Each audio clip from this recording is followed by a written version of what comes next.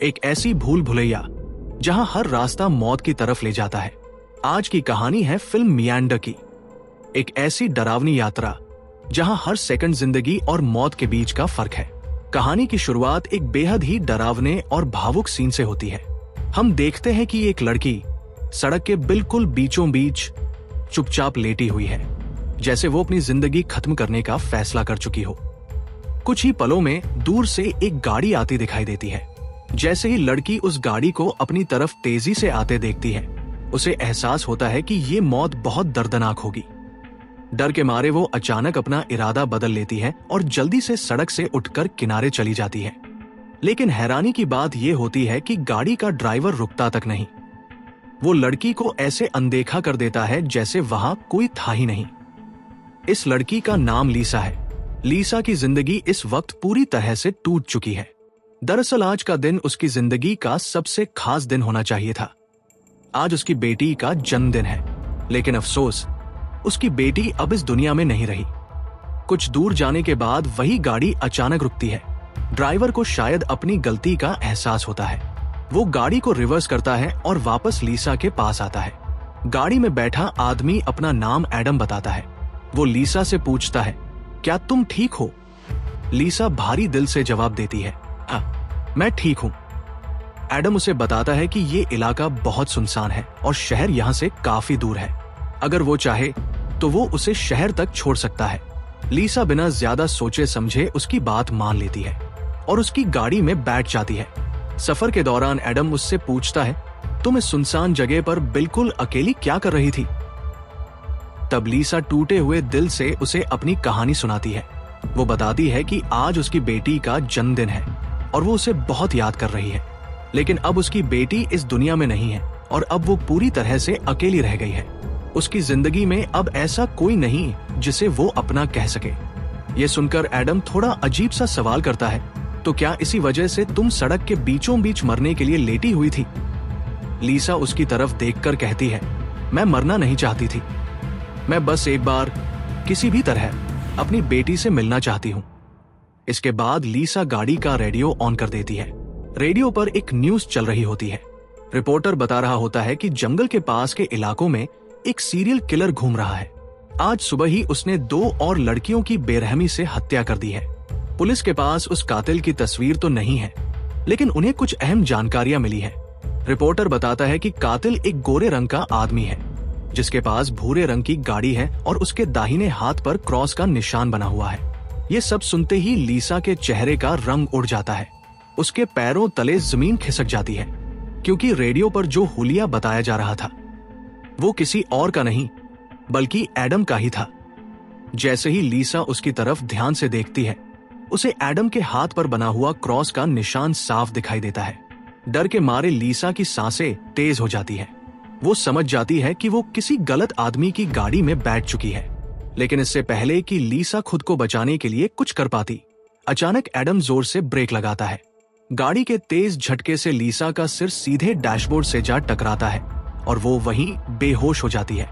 यहीं से लीसा की जिंदगी का असली डरावना सफर शुरू होता है। कुछ देर बाद जब लीसा की आंखें खुलती हैं, तो वो खुद को एक अजीब और डरावने बंकर में कैद पाती है। ये कोई साधारण कमरा नहीं था।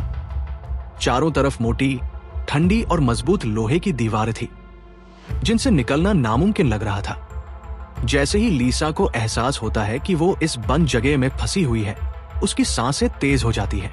घबराहट में वो जोर जोर से मदद के लिए चिल्लाने लगती है, लेकिन उसकी आवाज सुनने वाला वहां कोई नहीं होता। थोड़ी देर बाद लीसा की नजर अपने शरीर पर जाती है। उसने एक अजीब किस्म का टाइट सूट पहन रखा था, जैसे किसी प्रयोग के लिए तैयार किया गया हो। उसके हाथ में एक मजबूत सा ब्रेसलेट या घड़ी बंधी हुई थी। लीसा उसे निकालने की पूरी कोशिश करती है, खींचती है, मरोड़ती है, लेकिन वह घड़ी इतनी मजबूत होती है कि चाहकर भी निकल नहीं पाती। जब लीसा को यह समझ में आता है कि इस जगह से निकलना आसान नहीं, तो वह टूट जाती है, थक हार कर एक कोने में बैठ जाती है और रोने लगती है। तभी अचानक उस बंद चेंबर का दरवाजा अपने आप खुल जाता है। दरवाजा खुलते ही लीसा के सामने एक संकरी सुरंग दिखाई देती है। सुरंग के आखिरी सिरे से हल्की सी रोशनी आ रही होती है। उस रोशनी को देखकर लीसा को पहली बार उम्मीद की एक किरण दिखती है। उसे लगता है कि शायद यही बाहर निकलने का रास्ता है। बिना ज्यादा सोचे लीसा उस सुरंग की तरफ बढ़ जाती है, लेकिन जैसे ही वो अंदर कदम रखती है, उसके पीछे वाला दरवाजा जोर की आवाज के साथ अपने आप बंद हो जाता है। ये देखकर लीसा का दिल बैठ जाता है। अब वह समझ जाती है कि वह पहले से भी ज्यादा खतरनाक जगह में फंस चुकी है। तभी अचानक लीसा के हाथ में बंधे ब्रेसलेट से तेज अलार्म बजने लगता है। उसकी स्क्रीन पर 11 मिनट का टाइमर चालू हो जाता है। ये देखकर लीसा को साफ समझ आ जाता है, अगर उसने 11 मिनट के अंदर इस सुरंग को पार नहीं किया तो शायद वो हमेशा के लिए यहीं फंस जाएगी। डर के बावजूद लीसा हिम्मत जुटाती है और हाथ पैरों के बल रेंगते हुए उस रोशनी की ओर तेजी से बढ़ने लगती है। लेकिन जैसे जैसे वो आगे बढ़ती है, सामने का दरवाजा धीरे धीरे बंद होने लगता है। घबराकर लीसा अपनी पूरी ताकत लगा देती है, लेकिन जब वो दरवाजे तक पहुंचती है तब तक बहुत देर हो चुकी होती है। दरवाजा पूरी तरह बंद हो चुका था। अब लीसा पूरी तरह टूट जाती है। उसे समझ नहीं आता कि अब क्या करे। वो जोर जोर से रोने लगती है। इसी दौरान उसकी नजर दरवाजे के पास से निकलती हुई एक दूसरी सुरंग पर पड़ती है। यह रास्ता पहले से भी ज्यादा तंग और डरावना होता है, लेकिन अब उसके पास कोई दूसरा विकल्प नहीं बचता। जान बचाने के लिए लीसा हिम्मत करके उस बेहद संकरी सुरंग में घुस जाती है। काफी मुश्किलों, दर्द और डर के बाद वह किसी तरह उस रास्ते को पार कर लेती है। आगे बढ़ते बढ़ते वह एक ऐसी जगह पहुंचती है जहां प्लेटफॉर्म जैसा एरिया होता है और वहां से 2 रास्ते निकलते हैं, एक ऊपर की तरफ और दूसरा नीचे की ओर। लीसा कुछ पल के लिए रुकती है। उसे समझ नहीं आता कि कौन सा रास्ता सही है। बिना ज्यादा सोच विचार किए वो ऊपर वाले रास्ते को चुनती है और घुटनों के बल आगे बढ़ने लगती है। लेकिन थोड़ी ही देर में हालात फिर बदल जाते हैं। नीचे का फ्लोर अचानक ऊपर उठने लगता है। साफ था कि अगर लीसा समय रहते वहां से नहीं निकली तो वो नीचे और ऊपर के बीच बुरी तरह कुचल दी जाएगी। डर के मारे लीसा पूरी ताकत से आगे बढ़ती है। वो लगभग बीच में फंसी जाती है कि तभी सुरंग के आखिरी सिरे तक उसका हाथ पहुंच जाता है। जैसे तैसे वो खुद को खींचकर बाहर निकाल लेती है। जैसे ही रास्ता पूरी तरह बंद होने वाला होता है, लीसा अपनी जान बचाने में कामयाब हो जाती है। कुचले जाने से बचकर वो राहत की एक लंबी सांस लेती है। लेकिन लीसा ये नहीं जानती थी कि ये तो सिर्फ शुरुआत है। आगे का रास्ता इससे भी ज्यादा खतरनाक, दर्दनाक और जानलेवा होने वाला है, क्योंकि इस भूल भुलैया में हर कदम मौत के और करीब ले जाता है। तभी अचानक लीसा की कलाई में बंधी घड़ी जोर से बज उठती है। ये अलार्म उसे साफ बता रहा था कि दिया गया आधा समय खत्म हो चुका है और अब उसके पास सिर्फ 5 मिनट बचे हैं। ये सुनते ही लीसा के दिल की धड़कन और तेज हो जाती है। बिना एक पल गवाए वो फिर से आगे बढ़ने लगती है। कुछ ही दूरी पर उसे रास्ते में कोई इंसान लेटा हुआ दिखाई देता है। पहले तो लीसा को लगता है कि शायद कोई जिंदा इंसान है जो उसकी तरह बाहर निकलने की कोशिश कर रहा होगा, लेकिन जैसे ही वो पास पहुंचती है उसकी रूह कांप जाती है। वो कोई जिंदा इंसान नहीं बल्कि बुरी तरह जली हुई एक लाश थी। शरीर पूरी तरह झुलसा हुआ था, पहचानना तक मुश्किल था। और सबसे डरावनी बात, उस लाश के हाथ में भी बिल्कुल वैसी ही घड़ी बंधी हुई थी जैसी लीसा की कलाई में थी। ये देखते ही लीसा सब कुछ समझ जाती है। वो सोचती है ये इंसान भी मेरी तरह इस सुरंग से निकलने की कोशिश कर रहा था, लेकिन वो कामयाब नहीं हो पाया। उस पल लीसा को ऐसा लगता है जैसे यहाँ से निकलना नामुमकिन है। उम्मीद की आखिरी किरण भी टूटने लगती है, लेकिन फिर भी किसी तरह हिम्मत जुटाकर वो उस लाश को साइड में धकेलती है और आगे बढ़ने लगती है। तभी उसकी नजर फिर से घड़ी पर पड़ती है। अब सिर्फ 2 मिनट बचे थे। घबराकर वो और तेजी से आगे बढ़ती है। अचानक उसके सामने मोटी लोहे की सलाखें गिर जाती है और रास्ता पूरी तरह बंद हो जाता है। उसी पल सुरंग की दीवारों से ढेर सारे हीटिंग पाइप्स बाहर निकल आते हैं और पूरा इलाका धीरे धीरे भट्टी की तरह गर्म होने लगता है। ये देख लीसा पूरी तरह घबरा जाती है। उसे लगने लगता है कि कुछ ही सेकंड में वो भी उसी जली हुई लाश की तरह इस सुरंग में पड़ी होगी। उसे समझ नहीं आता कि अब क्या करे। तभी अचानक उसके पीछे दीवार का एक छोटा सा हिस्सा खुलता है। बिना सोचे समझे लीसा पीछे की तरफ रेंगते हुए उस सेक्शन के अंदर घुस जाती है। अगले ही पल एक कांच का दरवाजा बंद हो जाता है और वो पूरी तरह उस छोटे चेंबर में कैद हो जाती है। जैसे ही घड़ी का टाइमर 0 पर पहुंचता है, हीटिंग पाइप से आग फव्वारों की तरह बाहर निकलने लगती है। देखते ही देखते पूरी सुरंग आग की लपटों में डूब जाती है। लेकिन लीसा जिस सेक्शन में बंद थी वो पूरी तरह सिक्योर था। इसी वजह से उसकी जान बच जाती है। कुछ देर बाद आग बंद हो जाती है। हीटिंग पाइप्स वापस दीवारों के अंदर चले जाते हैं और उस चेंबर का दरवाजा अपने आप खुल जाता है। जो कुछ लीसा ने अपनी आंखों से देखा था, उस डर की वजह से वो बाहर निकलना ही नहीं चाहती थी। लेकिन दीवार खुद ब खुद उसे बाहर की तरफ धकेल देती है और फिर से सुरंग से जुड़ जाती है। जैसे ही लीसा बाहर आती है, उसकी घड़ी में फिर से 11 मिनट का टाइमर सेट हो जाता है। वो थोड़ा आगे ही बढ़ती है कि सुरंग की छत नीचे आने लगती है और लगभग उसके शरीर से चिपक जाती है। अब इतना ही गैप बचता है कि वो बस रेंगते हुए आगे जा सके। लीसा पूरी तरह टूट चुकी थी। वो जोर जोर से रोने लगती है। घड़ी की तरफ देखते ही उसे समझ आ जाता है 11 मिनट बाद फिर से आग आएगी और इस बार वो जिंदा नहीं बचेगी। वो सोचती है इतनी दर्दनाक मौत मरने से अच्छा है क्यों ना एक आखिरी बार कोशिश कर लूं। यही सोचकर वो फिर से हिम्मत जुटाती है और पीठ के बल हाथों के सहारे धीरे धीरे आगे रेंगने लगती है। कुछ दूरी तय करने के बाद अचानक सुरंग खत्म हो जाती है और उसके सामने पानी से भरा एक बड़ा टैंक आ जाता है। लीसा बहुत ज्यादा थक चुकी थी। प्यास से उसका गला सूख रहा था। वो वही लेटे लेटे हाथों की मदद से पानी पीती है और किसी तरह अपनी प्यास बुझाती है। घड़ी की तरफ देखने पर पता चलता है अब सिर्फ 8 मिनट बाकी है। पानी के अलावा कोई दूसरा रास्ता नहीं था। एक गहरी सांस लेकर वो टैंक के अंदर उतर जाती है। पानी के अंदर टैंक काफी बड़ा था। उसे समझ नहीं आ रहा था कि किस दिशा में जाए। वो चारों तरफ तैरकर बाहर निकलने का रास्ता ढूंढती है, लेकिन कोई रास्ता नहीं मिलता और जिस जगह से वो अंदर आई थी वो रास्ता भी अब बंद हो चुका था। उसकी सांसें टूटने लगती हैं। तभी ऊपर की तरफ एक दरवाजा खुलता है। लीसा पूरी ताकत लगाकर उस दरवाजे से बाहर निकल आती है। बाहर आते ही वो जोर जोर से सांसें लेने लगती है और आगे बढ़ने की कोशिश करती है, लेकिन अब उसका शरीर जवाब दे चुका था।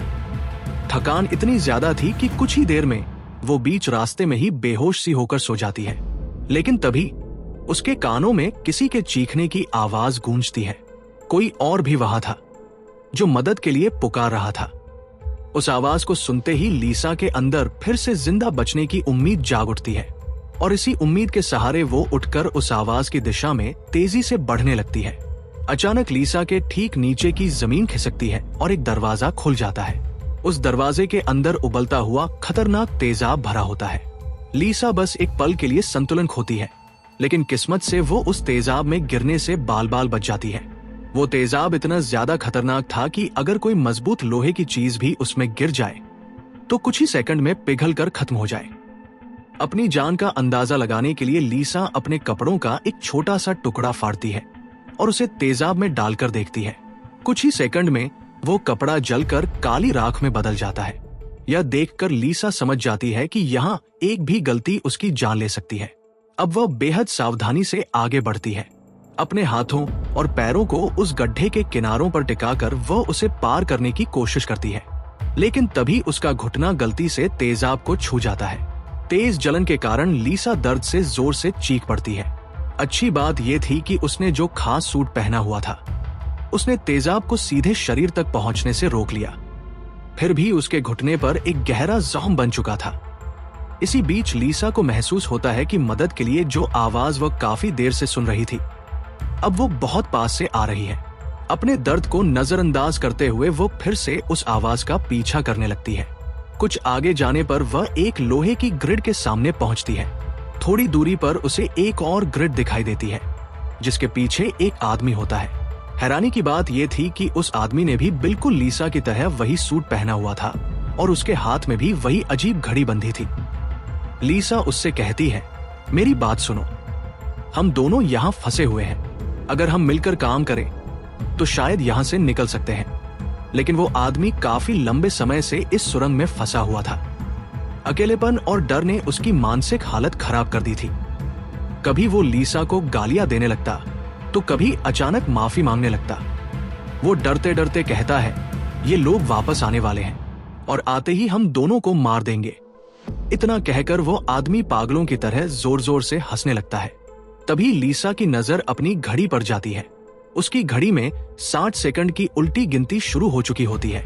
अगले ही पल दीवारों के अंदर छुपे हुए हीटिंग पाइप्स फिर से बाहर निकल आते हैं। इस बार बचने के लिए जो सेफ सेक्शन खुलता है वो लीसा और उस आदमी के ठीक बीच में होता है। उस सेक्शन में सिर्फ एक ही इंसान के छिपने की जगह थी। अब हालात साफ थे, या तो लीसा बचेगी या फिर वो पागल आदमी। अचानक उनके सामने लगी लोहे की ग्रिड हट जाती है। दोनों जान बचाने के लिए एक साथ उस चेंबर की ओर दौड़ पड़ते हैं। दोनों लगभग एक ही समय पर वहां पहुंचते हैं और जिंदगी की जंग शुरू हो जाती है। कभी लीसा उस आदमी को चेंबर से बाहर धकेल देती है तो कभी वो आदमी लीसा को बाहर फेंकने की कोशिश करता है। दोनों के बीच जबरदस्त हाथापाई चलती रहती है।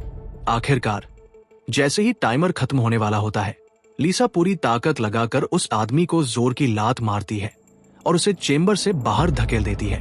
वो आदमी आखिरी कोशिश में लीसा के पैर को पकड़ लेता है और उसे बाहर खींचने लगता है। तभी 60 सेकंड पूरे हो जाते हैं। चेंबर का कांच का दरवाजा तेजी से बंद होता है और उस आदमी का हाथ कटकर अलग हो जाता है। दर्द से तड़पता हुआ वो आदमी जोर जोर से चिल्लाने लगता है। तभी लीसा की नजर उसके कटे हुए हाथ पर पड़ती है, जहां एक क्रॉस का टैटू बना होता है। उस टैटू को देखते ही लीसा सन्न रह जाती है। उसे सब समझ में आ जाता है। ये आदमी कोई और नहीं बल्कि वही सीरियल किलर एडम था जिसने उसे कार में बेहोश किया था। अब लीसा की सारी उलझन दूर हो जाती है। पहले उसे लग रहा था कि एडम ने उसे यहाँ कैद किया है, लेकिन सच्चाई ये थी कि एडम खुद भी इस जानलेवा खेल में फंसा हुआ था। तभी लीसा की घड़ी पर 11 मिनट पूरे होते हैं। अगले ही पल हीटिंग पाइप से निकलती भयानक आग कुछ ही सेकंड में एडम को पूरी तरह जलाकर राख में बदल देती है। अपनी आंखों के सामने इतनी खौफनाक मौत देखकर लीसा डर से कांपने लगती है। कुछ देर बाद उसी सेक्शन के अंदर एक छोटी सुरंग से एक रोबोट बाहर आता है।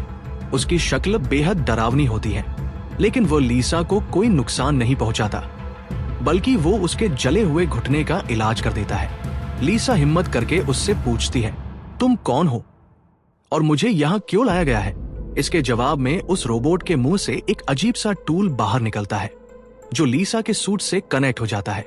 उस टूल के जरिए लीसा को अपना पूरा फ्लैशबैक याद आने लगता है। उसे याद आता है कि वह कार में एडम के साथ थी। जब उसे एडम की सच्चाई का पता चलता है तो दोनों के बीच झगड़ा हो जाता है।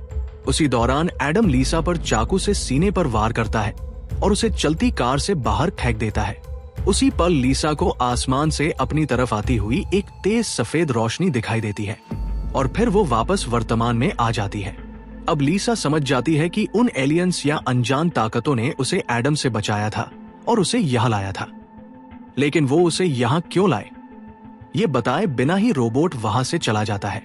लीसा अब ये भी समझ जाती है कि ये लोग उसे मारना नहीं चाहते। उसे बस इस खतरनाक गेम को पूरा करना होगा। अगर वो हर लेवल पार कर लेती है तभी उसे यहाँ से बाहर निकलने का रास्ता मिलेगा। लीसा उस खौफनाक चेंबर से बाहर निकल आती है जहां से आगे का रास्ता तय होना था। जैसे ही वो आगे बढ़ती है उसकी नजर जमीन पर पड़े एडम के कटे हुए हाथ पर जाती है। उस हाथ के नीचे लगे टाइमर के पास कुछ अजीब से सिंबल्स बने हुए थे। लीसा उन्हें समझने की कोशिश ही कर रही होती है कि तभी अचानक एक घूमता हुआ तेज पंखा उसकी ओर बढ़ने लगता है। अपनी जान बचाने के लिए लीसा घबराकर पीछे हटती है और बाल बाल बचते हुए एक छोटे से छेद के जरिए ऊपर की सुरंग में चली जाती है। लेकिन राहत ज्यादा देर तक नहीं रहती। कुछ ही पल बाद उसे ऊपर से किसी के चलने की आवाज सुनाई देती है। वो आवाज एक जगह जाकर रुक जाती है और तभी सुरंग का ढक्कन खुलता है। उस ढक्कन के अंदर से एक भयानक क्रीचर नीचे उतरता है। दिखने में वो इंसान जैसा था, लेकिन उसकी हरकतें किसी जानवर जैसी थी। उसका पूरा शरीर बुरी तरह जला हुआ था और उसकी आंखें सफेद पत्थर की तरह चमक रही थी। तभी लीसा की नजर उसके हाथ पर जाती है और वो सच्चाई समझ जाती है। ये कोई और नहीं बल्कि एडम ही था, जो जलने के बाद अब एक राक्षस में बदल चुका था। अब उसका सिर्फ एक ही मकसद था, लीसा को मार देना। एडम की आंखें जल चुकी थी, इसलिए वो लीसा को देख नहीं सकता था, लेकिन उसकी सुनने की शक्ति अब भी पूरी तरह काम कर रही थी। लीसा बिना कोई आवाज किए धीरे धीरे आगे बढ़ने लगती है, लेकिन तभी उसके पैर के नीचे पड़ा एक मेटल का टुकड़ा फर्श से टकरा जाता है। उस हल्की सी आवाज से एडम को उसकी मौजूदगी का एहसास हो जाता है और अगले ही पल वो पूरी ताकत से लीसा के पीछे दौड़ पड़ता है। लीसा जैसे तैसे भागती है और एडम के हाथ लगने ही वाली होती है, लेकिन तभी वह एक पतली और तंग सुरंग में घुस जाती है। अंधेपन की वजह से एडम उस रास्ते से आगे नहीं बढ़ पाता। आगे बढ़ते हुए लीसा एक ऐसी जगह पहुंचती है जहां उसके सामने दो अलग अलग रास्ते थे। वो समझ नहीं पा रही थी कि कौन सा रास्ता सही होगा। काफी सोचने के बाद जब उसे कोई जवाब नहीं मिलता तो वो अंदाजे से बाएं वाले रास्ते को चुन लेती है।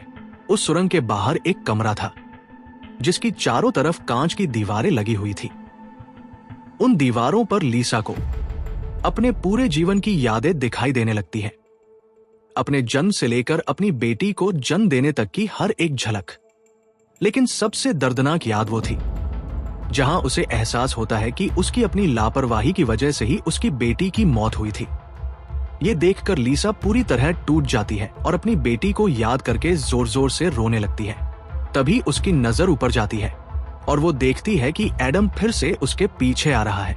डर के मारे लीसा तुरंत वहां से भागती है और एक दूसरी सुरंग में घुस जाती है और वहीं उसे कुछ ऐसा दिखता है जिससे उसके अंदर फिर से जीने की उम्मीद जाग उठती है। उस सुरंग के आखिर में उसे नीला खुला आसमान दिखाई देता है। आजादी बस कुछ ही कदम दूर थी, लेकिन बाहर निकलने के लिए उसे एक बेहद खतरनाक कंटीले रास्ते से होकर गुजरना था। टाइमर पर सिर्फ 60 सेकंड बचे थे। अचानक दीवारों से हीटिंग पाइप्स बाहर निकल आते हैं जो टाइमर खत्म होते ही उस जगह को आग से भरने वाले थे। बिना वक्त गवाए लीसा उन कांटेदार तारों के नीचे से रेंगने लगती है। कांटे उसकी पीठ में धंस जाते हैं, उसकी त्वचा फटने लगती है और उसकी पीठ से जबरदस्त खून बहने लगता है। दर्द असहनीय था, लेकिन लीसा रुकती नहीं। वो सिर्फ आसमान की ओर बढ़ती जाती है। पीछे की सुरंग में एडम एक चेंबर के अंदर जाकर छिप जाता है क्योंकि अब आग का सैलाब आने ही वाला था। खून से लथपथ लीसा बाहर निकलने की कोशिश करती है, लेकिन ज्यादा खून बहने की वजह से अब उसके पैर जवाब देने लगते हैं। उसकी आंखों के सामने अंधेरा छाने लगता है और तभी 60 सेकंड पूरे हो जाते हैं। अगले ही पल वहां आग बरसनी शुरू हो जाती है, लेकिन उससे पहले कि आग लीसा तक पहुंचे उसके ठीक नीचे एक दरवाजा खुलता है और लीसा नीचे गिरकर एक चेंबर में जा पहुंचती है। वहीं वो बेहोश हो जाती है। कुछ देर बाद जब उसकी आंख खुलती है तो वो देखती है कि वो फिर से उसी शुरुआती जगह पर आ चुकी है जहां से उसने ये पूरा सफर शुरू किया था। यानी अब तक की उसकी सारी मेहनत पूरी तरह बेकार हो चुकी थी। ये समझते ही लीसा पूरी तरह टूट जाती है। तभी वही रोबोट फिर से आता है ताकि उसकी मरहम पट्टी कर सके, लेकिन इस बार लीसा उसे रोक देती है। वो साफ कह देती है कि वो अब दोबारा ये सब झेलने के लिए तैयार नहीं है और रोबोट से कहती है, अब मैं सिर्फ मरना चाहती हूँ। रोबोट आखिरकार लीसा की बात मान लेता है। वो अपने मुंह के अंदर छुपा हुआ एक इंजेक्शन निकालता है और धीरे धीरे लीसा के शरीर की तरफ बढ़ने लगता है।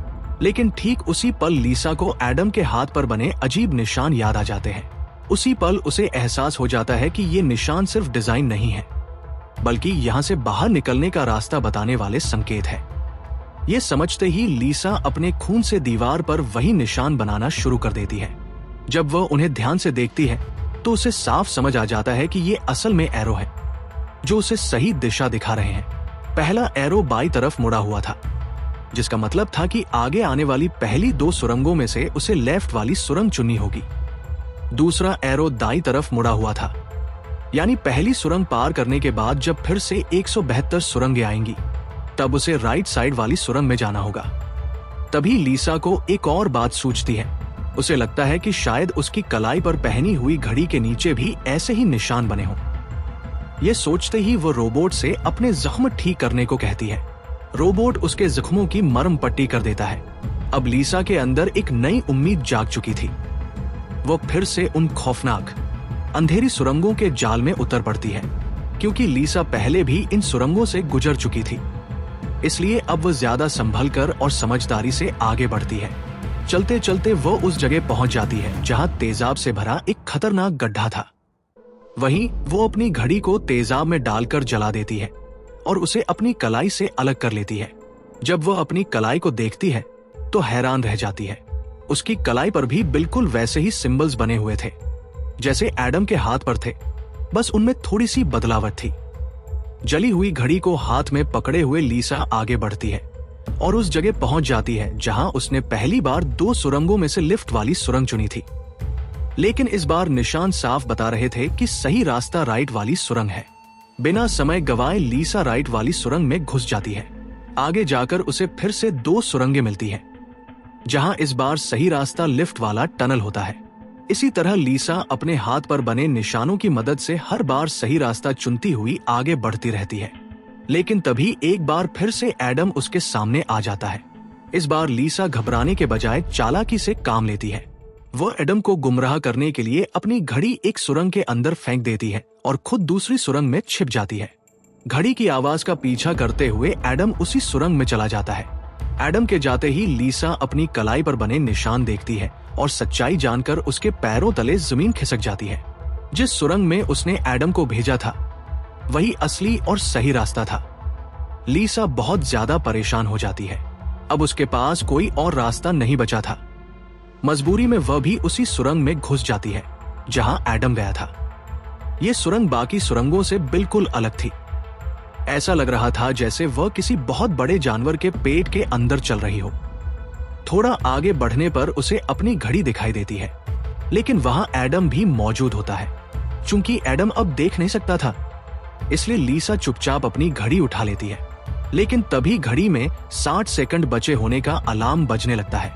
अलार्म की आवाज सुनते ही एडम को लीसा की मौजूदगी का पता चल जाता है और वो फिर से उसका पीछा करने लगता है।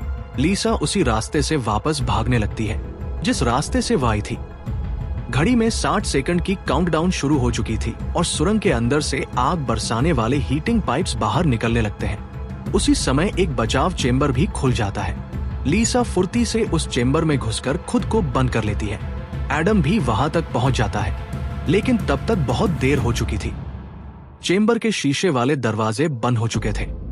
अंदर से लीसा एडम को चिढ़ाने के लिए उसे मिडिल फिंगर दिखाती है, लेकिन तभी किस्मत पलट जाती है। इस बार आग बरसाने वाले हीटिंग ट्यूब बिना आग छोड़े ही वापस अंदर चले जाते हैं और चेंबर का दरवाजा खुल जाता है।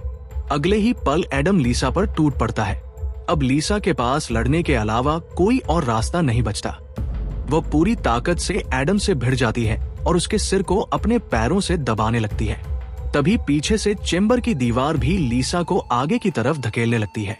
दीवार के जोर और लीसा की ताकत से उस शैतान का सिर पूरी तरह कुचल जाता है और आखिरकार लीसा को एडम से हमेशा के लिए छुटकारा मिल जाता है। लीसा अब उस भूल भुलैया में आगे बढ़ चुकी थी, जहां कुछ दूरी पर उसे फिर से 2 रास्ते नजर आते हैं। उसकी कलाई पर बने रहस्यमयी निशानों के मुताबिक उसे दाईं तरफ वाली सुरंग में जाना था। यही उस भूल भुलैया की आखिरी सुरंग थी जो उसे बाहर ले जा सकती थी। लेकिन तभी अचानक लिफ्ट वाली सुरंग से एक लड़की बाहर निकलती है। उसे देखते ही लीसा की आंखें फटी की फटी रह जाती हैं और अगले ही पल उसकी आंखों से आंसू बहने लगते हैं, क्योंकि सामने खड़ी लड़की कोई और नहीं, उसकी बेटी नीना थी। नीना, जिसकी मौत के बाद लीसा ने जीना ही छोड़ दिया था, जिसे पाने की उम्मीद में वो हर दिन खुद से लड़ती रही। और आज आखिरकार वो पल आ ही गया जब माँ और बेटी आमने सामने थी। नीना रोती हुई अपनी माँ से कहती है, माँ, इस बार मुझे अकेला मत छोड़ना प्लीज। लीसा कांपती आवाज में जवाब देती है, नहीं बेटा, अब मैं कभी तुम्हें छोड़कर नहीं जाऊंगी। तभी नीना कहती है, तो फिर मेरे साथ लिफ्ट वाली सुरंग में चलो। नीना रोते हुए कहती है कि वो अपनी माँ को फिर से खोना नहीं चाहती। लेकिन उसी पल लीसा एक कड़वा सच बोल देती है, नीना, तुम पहले ही मर चुकी हो और मेरी मंजिल ये सुरंग नहीं बल्कि दूसरी है। ये सुनकर नीना का दिल टूट जाता है। नीना पीछे से उसे पुकारती रहती है, लेकिन लीसा दिल पर पत्थर रखकर आंसुओं के साथ उस सुरंग से बाहर निकल जाती है। बाहर आते ही लीसा जमीन पर गिरकर फूट फूट कर रोने लगती है, लेकिन वो जानती थी अगर अब रुकी तो सब खत्म हो जाएगा। बिना एक पल गवाए वो दाईं तरफ वाली सुरंग में घुस जाती है। सुरंग के आखिर में उसे खुला आसमान दिखाई देता है, उम्मीद की एक नई किरण। लेकिन तभी उसके सामने आ जाते हैं 3 खतरनाक लोहे के ब्लेड जो लगातार ऊपर नीचे हो रहे थे। इन ब्लेड्स को पार करने का मतलब था अपने शरीर को कटवाना, लेकिन लीसा को हर हाल में बाहर निकलना था। वो ध्यान से देखती है। पहला ब्लेड हर 4 सेकंड में नीचे आता है। जैसे ही ब्लेड ऊपर जाता है, लीसा फुर्ती से उसे पार कर जाती है। दूसरा ब्लेड हर 3 सेकंड में नीचे आता है। डरते हुए भी लीसा उसे भी पार कर लेती है। लेकिन तीसरा ब्लेड, वो हर 2 सेकंड में नीचे आ रहा था। ये सबसे खतरनाक था। आजादी की चाह में लीसा दौड़ पड़ती है और उसे पार कर जाती है। लेकिन बदकिस्मती से उसका पैर ब्लेड में आ जाता है और कट जाता है। दर्द से चीखती हुई लीसा रुकती नहीं। खून से लथपथ वो घिसटते हुए सुरंग के आखिरी छोर तक पहुंच जाती है। लेकिन जैसे ही वो बाहर निकलने के लिए हाथ बढ़ाती है, उसका हाथ एक कांच की स्क्रीन से टकरा जाता है। वो आसमान असल में सिर्फ एक वीडियो था। ये देखकर लीसा पूरी तरह टूट जाती है। वो चिल्लाकर कहती है, मैंने वो सब किया जो मुझसे कहा गया था। और फिर वो पागलों की तरह हंसने लगती है। तभी सुरंग से हीटिंग पाइप्स बाहर निकल आते हैं। 11 मिनट का समय अब खत्म होने वाला था। लीसा सुकून से मौत का इंतजार करने लगती है। लेकिन इस बार चमत्कार होता है। हीटिंग पाइप्स बिना कुछ किए वापस चले जाते हैं। अचानक सुरंग की छत खुल जाती है। एक तेज रोशनी लीसा पर पड़ती है। उसका शरीर अपने आप हवा में उठने लगता है और वो उस रोशनी में समा जाती है। जब लीसा की आंख खुलती है तो वो खुद को एक खूबसूरत झरने के किनारे पाती है। उसके चेहरे पर एक सुकून भरी मुस्कान आ जाती है। वहां नीना भी मौजूद थी। लीसा पूछती है, क्या मैं मर चुकी हूं? नीना जवाब देती है, तुम्हारा शरीर एक बार नहीं, कई बार मर चुका है। लीसा फिर पूछती है, अब मुझे यहाँ क्या करना है? नीना मुस्कुराकर कहती है, अब तुम्हें बस जीना है और कुछ नहीं। यहाँ हमें पता चलता है कि लीसा जिस जगह थी वो असली दुनिया नहीं थी, बल्कि एक ऐसी जगह थी जहां इंसान अपने पापों से मुक्त होता है। मतलब यह है कि जब लीसा एडम के साथ कार में थी तो एडम ने उस पर चाकू से हमला करके उसे मार दिया था। उसके बाद लीसा सीधे नरक पहुंच गई, जहां उसने दर्द, डर और बलिदान के जरिए अपने सारे पाप धो दिए और आखिरकार वो स्वर्ग पहुंच जाती है। यही इस कहानी का अंत हो जाता है। इस कहानी से हमें ये सीख मिलती है, जिंदगी हमें कितना भी तोड़ दे, अगर हम हार नहीं मानते तो आखिरकार हमें सुकून जरूर मिलता है। दर्द के रास्ते से गुजरकर ही इंसान असली शांति तक पहुंचता है। अगर आपको ये वीडियो पसंद आई हो तो लाइक करें, शेयर करें और चैनल को सब्सक्राइब करना न भूलें, क्योंकि ऐसी ही दमदार कहानियां हम रोज लेकर आते रहते हैं।